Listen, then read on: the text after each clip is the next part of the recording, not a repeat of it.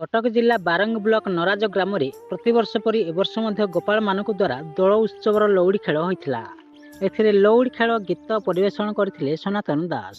यहाकू परिचालना करथिले प्रसन्न दास, नकुल दास, जशवंत दास, राजेंद्र बेहरा, जल बेहरा, नेत्रानंद दास। भुवनेश्वर भ्रमर बर sound report news Odisha TV.